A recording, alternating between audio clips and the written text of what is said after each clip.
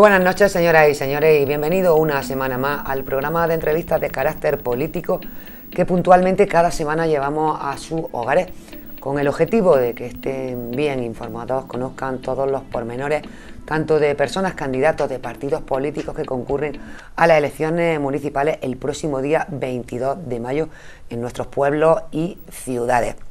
Esta noche nos trasladamos, por arte de magia, nos vamos hasta Ibros para hablar precisamente con el candidato a la alcaldía por la coalición Izquierda Unida en el Ayuntamiento ibreño. Se trata de José Cabrero Palomares. Muy buenas noches y bienvenido.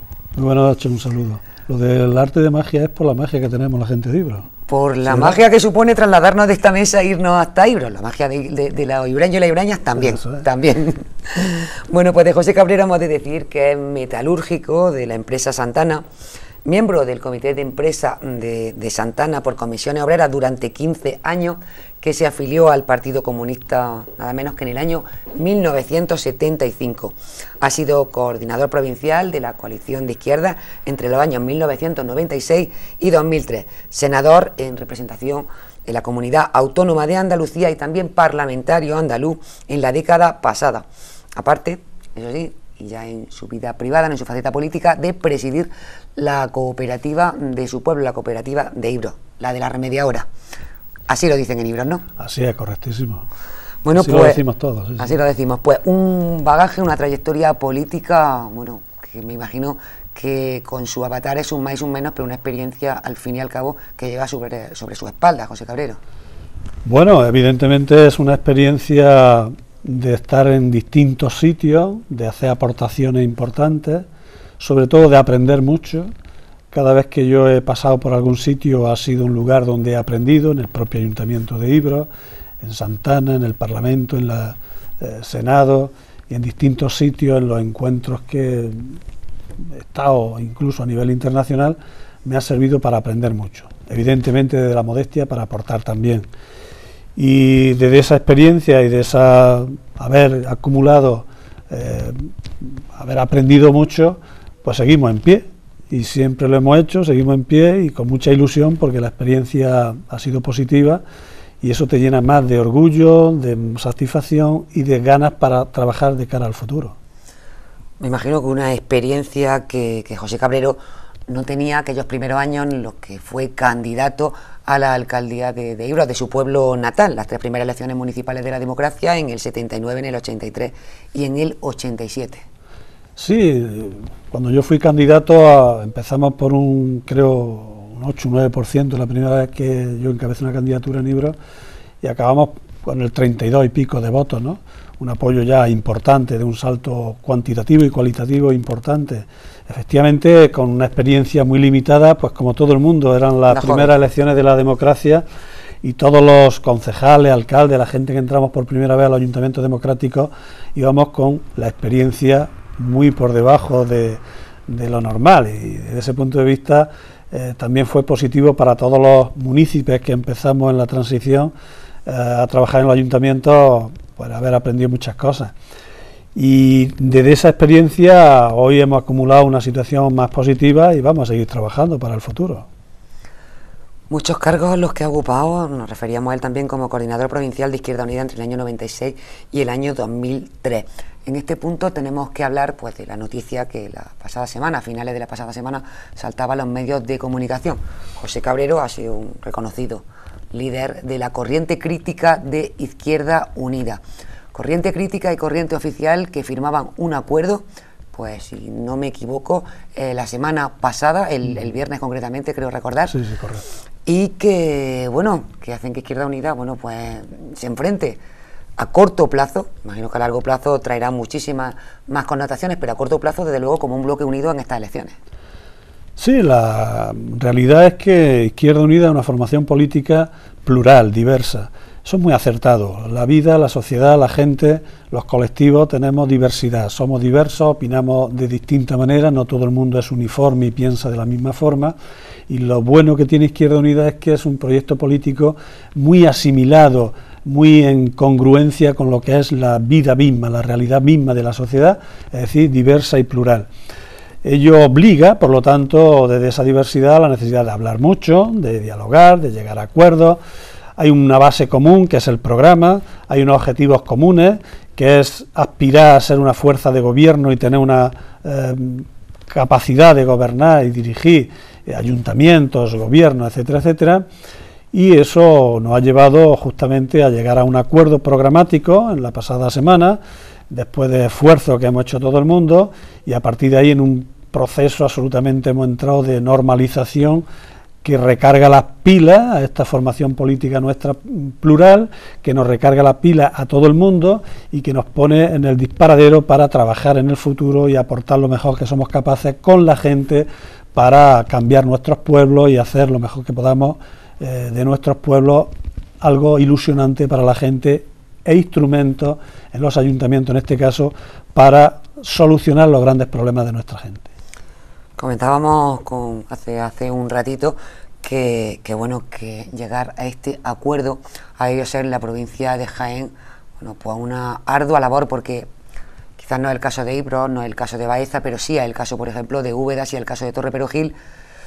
Bueno, la corriente crítica y la corriente oficial han tenido que hacer desde luego un verdadero esfuerzo para acercar postura a la provincia de Jaén. Este tema estaba difícil y habrá habido mucho trabajo, obviamente. Comentaba José Cabrero, Pepe, como lo llaman en su pueblo, que él se levanta a las 5 de la mañana para ir a trabajar y que sin comer ha tenido que tirar para Madrid, a reuniones. Sí, había momentos en que efectivamente había que irse a Madrid a reunirse con la Dirección Federal de Izquierda Unida, a tratar los temas que había que resolver en relación a Izquierda Unida en la provincia de Jaén.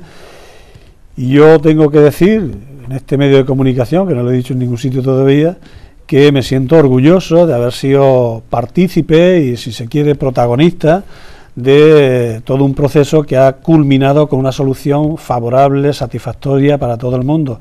Y desde ese punto de vista uno se siente orgulloso de haber sido útil para normalizar las cosas y hacer de Izquierda Unida de la provincia de Jaén un instrumento normal, con programa, con capacidad para mirar hacia adelante y hacia el futuro.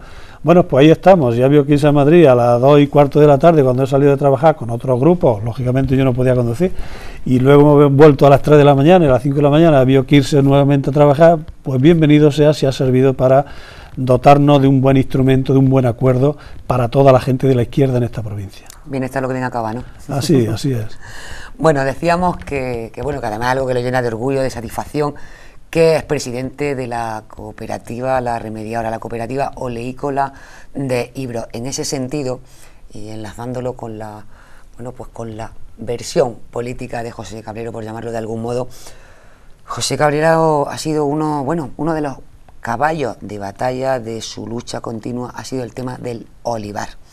Tengo que preguntarle en este punto, y cuando estamos a pocos días de las movilizaciones, cuando estamos en este momento tan crítico para el olivar, ¿cuál es su opinión y su versión al respecto? Bueno, hay un problema serio en el conjunto del sector del aceite de oliva, y es que una vez que se eliminó el mecanismo de intervención pública en la OCM, que nosotros, Izquierda Unida, en aquel momento, recuerdo, hicimos una batalla impresionante y ya anunciábamos que la eliminación del mecanismo de intervención iba a traer consecuencias muy negativas al conjunto del sector, pues efectivamente, ahí lo tenemos en este momento. Ya lo tuvimos el año pasado, ya llevamos 3 años seguidos con situaciones de precios muy bajos, por debajo de lo que es la propia rentabilidad del sector. Se produce un kilo de aceite con un coste aproximadamente de 2,3 euros y se vende, sin embargo, en una cooperativa, en cualquier almazara de Baeza o de Ibros o de la comarca, a 1,90 o a menos incluso. Luego no cubre ni siquiera los gastos. Esa es la realidad que hay. Se inventó el mecanismo de sustitutivo de la intervención pública en la OCM del aceite de oliva, que es el almacenamiento privado, pero con unos precios de referencia muy bajos. Lleva 12 años sin actualizarse y por lo tanto se han quedado muy desfasados. ¿Qué sucede? Que tiene que ponerse el aceite más bajo todavía para que con ese parámetro de precio de unos 60, de unos 70, depende de las calidades, activarse el almacenamiento privado, que significaría retirar una parte del aceite para la oferta y provocar un equilibrio entre la oferta y la demanda para que se normalice los precios y suban un poquito. no se ha actuado, no se ha puesto en marcha. Hace un par de años se hizo y efectivamente el aceite se puso a unos precios más razonables, de en torno a las 400 pesetas para entendernos, pero es que la Comisión de la Unión Europea y el comisario de Agricultura dice que no, y este año ha vuelto a decir que no, cuando sí que existe una distorsión que es de precios, que es otro de los aspectos que contempla el reglamento de la OCM, donde dice que si hay una situación de distorsión de precios se activará el mecanismo de almacenamiento privado.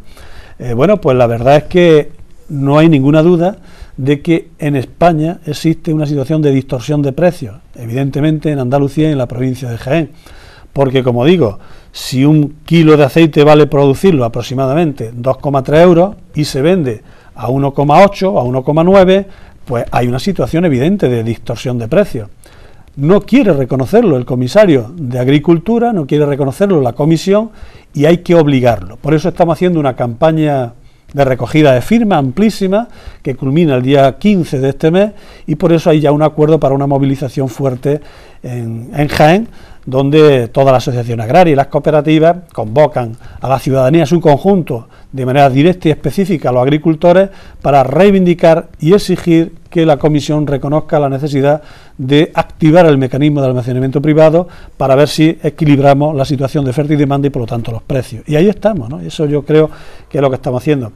Tú planteabas al principio que en mi época, cuando paso por el Senado y por el Parlamento, queda en evidencia un trabajo intenso en defensa del sector del aceite de oliva. Yo solamente hay un par de anécdotas que definen muy bien y clarifican muy bien esa cuestión, esa apreciación que hacías tú al principio, que nos conocemos ya hace tiempo en todas estas batallas mediáticas, institucionales, etcétera, etcétera. Recuerdo una vez que me paro en un bar de Villargordo, en la estación de Villargordo, a tomar un café, y iba yo solo, me paro, y se acerca un hombre mayor, unos 60 y tantos años, y me dice: hombre, usted es el diputado que defiende el aceite de oliva. Y me quedo así, sorprendido, digo, bueno, pues sí, así es. Yo no lo conocía de nada. Eso es un agricultor pequeño de un pueblo de nuestra provincia, que yo no conozco y que me aborda en un sitio, en un bar, pero en el Senado, en un debate de un tema que llevamos sobre la extractora de Arujo y del sector del aceite de oliva, entonces con el ministro Arias Cañete, una tarde intensa de debate y de cuestiones sobre el sector del aceite. Cuando acabamos del debate, se me acerca otra persona que yo no conocía, en la sala del Senado donde se había producido, que él estaba al final sentado escuchando todo el debate y viéndolo, y me felicita. Resulta que era el presidente a nivel nacional del Estado de la Asociación de Extractores de Orujo de España, ¿no?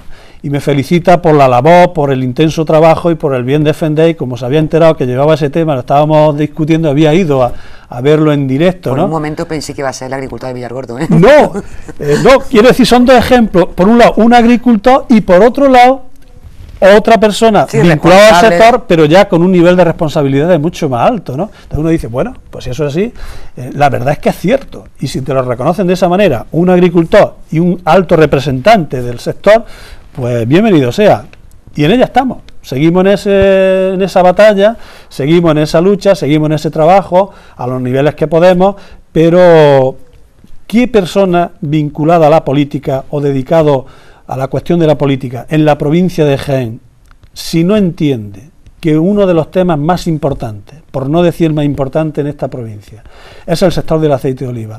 Hay que saber de aceite de oliva, hay que saber de olivar, y hay que saber de sus problemas, y hay que estar a la altura para dar respuestas.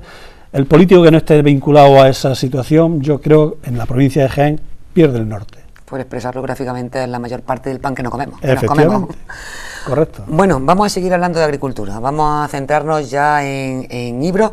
Tenemos que recordar que en el año 2007 el PSOE logró revalidar una vez más su mayoría absoluta. Antonio Pardo, alcalde durante 21 años, deja la alcaldía en la mitad del mandato aproximadamente, lo releva, bueno, por una de las personas que había estado trabajando con él codo a codo, que está ahora mismo en la alcaldía, Luis Carmona. Y bueno, siguen gobernando con mayoría absoluta, obtuvieron 924 votos por 600, uno de Izquierda Unida y 434 del Partido Popular, si no me equivoco. Sí, sí. Vámonos a Ibro y vamos a hablar lo primero de agricultura, porque acaba de terminar la campaña de la aceituna y me gustaría saber cómo está el tema de los caminos, teniendo en cuenta que me imagino que oposición o grupo de gobierno hay que tener en cuenta la climatología que nos ha acompañado estos últimos años. Bueno, uno de los grandes problemas que tiene el municipio de Ibro, su término municipal, es el abandono permanente que tienen los caminos rurales. Nunca se ha arreglado un camino rural de manera estructural, ha habido parcheos y cosas de este tipo, pero un arreglo estructural con proyectos y financiación. Yo recuerdo en el Parlamento andaluz haber planteado alguna iniciativa como diputado en relación a la necesidad de arreglar los caminos rurales en Ibro, y la respuesta que me ha dado entonces el consejero es que, bueno, si su ayuntamiento no ha pedido que se arreglen caminos rurales, pues no hará falta. Esta fue la respuesta que me dio, ¿no? En el grupo nuestro municipal de Izquierda Unida, en el Ayuntamiento de Ibro, nuestro portavoz actual, Manolo Tribaldo, ha planteado inmensidad de veces la necesidad de que haya un plan y un proyecto de arreglo de caminos rurales que poco a poco yo sé que se va abriendo camino y paso, esa reivindicación persistente e insistente de Izquierda Unida en el Parlamento, en el propio Ayuntamiento de Ibro, para el arreglo de los caminos rurales. Desde luego, una de nuestras grandes prioridades inmediatas va a ser el arreglo de caminos rurales, por una razón, yo lo he dicho siempre en los ámbitos donde he podido, incluido en el Parlamento. Si uno de los sectores económicos más importantes de nuestros pueblos es la agricultura y su infraestructura están abandonadas, estamos penalizando ese sector. Y pongo el siguiente ejemplo. Si tenemos un polígono industrial en cualquier sitio, y ese polígono industrial, que se supone es un impulso a la economía, al desarrollo económico, a la creación de empleo, pues lo tenemos abandonado, no hay acceso, las calles están de tierra y de bache y de tal, pues estamos hundiendo ese polígono industrial. Pasa lo mismo, si en el campo, en la agricultura, en el olivar, abandonamos infraestructura, estamos penalizando y las posibilidades de desarrollo de ese sector. Y hay una prioridad para nosotros en relación a ese asunto. Bueno, hablaremos ahora de cuál es la situación económica del Ayuntamiento de Ibro, al margen de la ayuda de las administraciones supramunicipales, cuál es la situación económica que tiene para abordar este y otros proyectos de los que vamos a hablar ahora en una segunda parte. Si te parece, vamos a ir unos minutillos, muy poquitos, a publicidad y enseguida volvemos con todos ustedes. No se nos vayan.